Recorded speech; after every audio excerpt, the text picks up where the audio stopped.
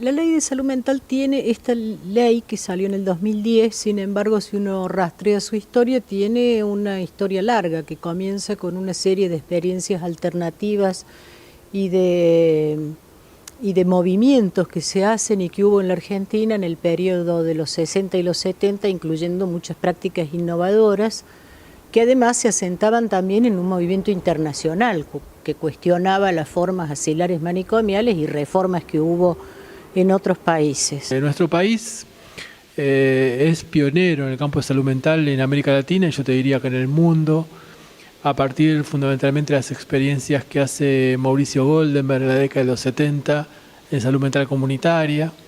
Después, bueno, viene la dictadura militar y con la democracia empiezan las primeras tendencias de reforma de ley.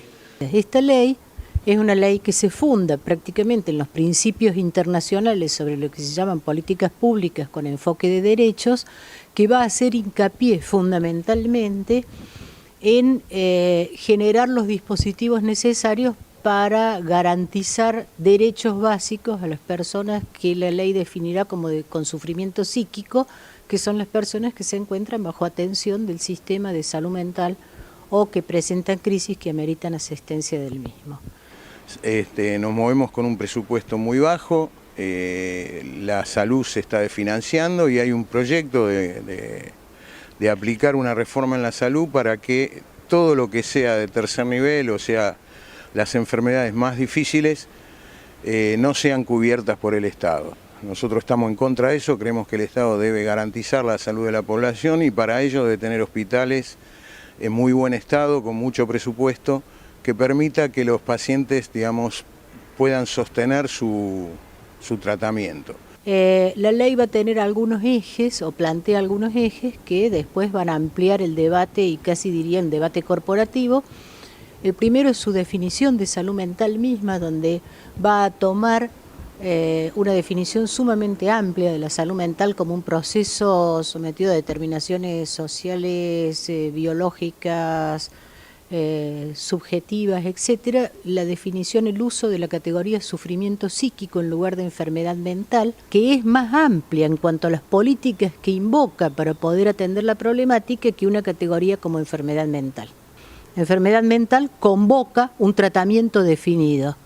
Sufrimiento psíquico convoca unas políticas de corte intersectorial y un abordaje necesariamente interdisciplinario. El paciente para nosotros necesita una atención muy grande, necesita medicación, necesita una atención psiquiátrica, necesita atención psicológica permanente y necesita para nosotros un taller donde realizar tareas como la que hacemos acá, porque esto produce un cambio muy importante en el paciente. Y acá la ley se detiene en lo que quizás es el núcleo central de esta ley, que es la cuestión de las internaciones involuntarias. Y entonces lo que tenía salud mental, que era el único campo de la salud que tenía esta característica, era la posibilidad de retener privada de libertad a una persona sin su consentimiento. En la época de la ley anterior, los jueces decían las internaciones. Las internaciones se decían con un cuerpo médico forense, por supuesto. Generalmente eran a destiempo, cuando llegaban muchas veces el paciente ya estaba compensado y el tema después era la externación y el inicio de un proceso judicial del cual era muy difícil salir a partir de que a veces se judicializaba para tener acceso a la salud. Muchos dicen la ley prohíbe las internaciones, no es así. La ley lo permite, pero lo permite con una serie de recaudos legales de protección de derechos. Y la realidad es que la internación, como cualquier elemento de trabajo en salud, es necesaria de acuerdo a la situación. Si hace falta internarlo, tiene que haber una cama para internarse. Lo que pasó en todos estos años es que se redujeron las camas en salud mental, entonces mucha gente que necesitaba internarse no la internaban.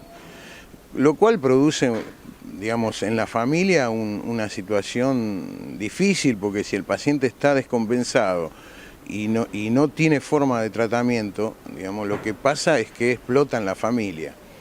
Nosotros creemos que tiene que haber internación cuando es necesario, si no es necesario, tiene que haber otro tipo de alternativa, como hospitales de día, casa de medio camino. Eso hay muy poco y no se ha desarrollado en los últimos años. Además, la ley introduce una modificación con respecto al Código Civil existente en ese momento en que sale la ley, que es en el 2010, que desplaza como causa de internación, antes era la peligrosidad, y pasa a ser riesgo cierto e inminente. Quiere decir que la persona está en una situación de crisis que amerita la internación, pero que a veces apenas cese esa crisis y esté en condiciones de evitar los riesgos para sí o para terceros, esa persona tiene que ser dada de alta y ayudada a vivir en comunidad, acompañada en el proceso de vivir en comunidad. No sé si soy más o menos clara. Nuestro país, en ese sentido, logró hacer una ley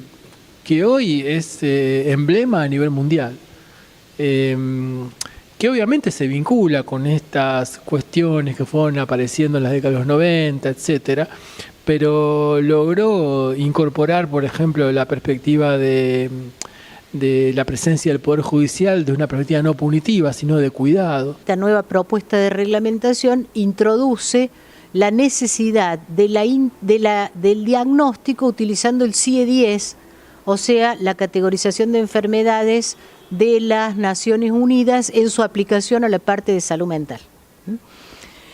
Y esto, a su vez, restablece la hegemonía psiquiátrica. Y tal vez una modificación de la ley nos traiga que los hospitales psiquiátricos vuelvan a ser lugares de captura, en mi opinión, de los más jóvenes, en función de psiquiatrizar la desigualdad social, de psiquiatrizar las diferencias y fundamentalmente de psiquiatrizar lo que sea conflicto social.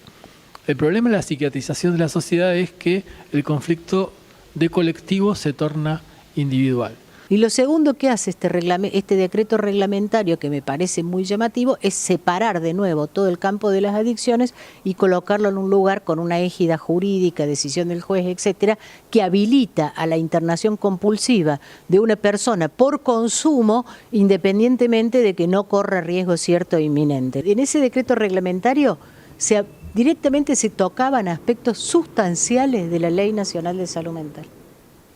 Y lo interesante es que la firma no sucedió. Lo interesante es que ahora se abre un impasse donde todos los actores van a volver a debatir en el terreno lo que pasa alrededor de la ley de salud mental, que es lo mismo que en un pequeño terreno, que es el de la salud mental, discutir lo que pasa en general con la cuestión de derechos. Vemos que mientras exista esta sociedad capitalista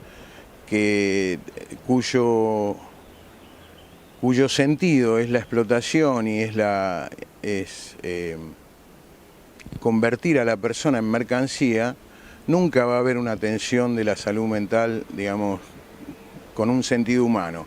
A pesar de ello, hacemos todo lo posible para que el paciente tenga las mejores condiciones que podamos darle. Cuando una persona es violentada en sus derechos, nos violentan a todos. Sea un paciente psiquiátrico, sea una persona de comunidad mapuche o usted una persona que vive en el conurbano.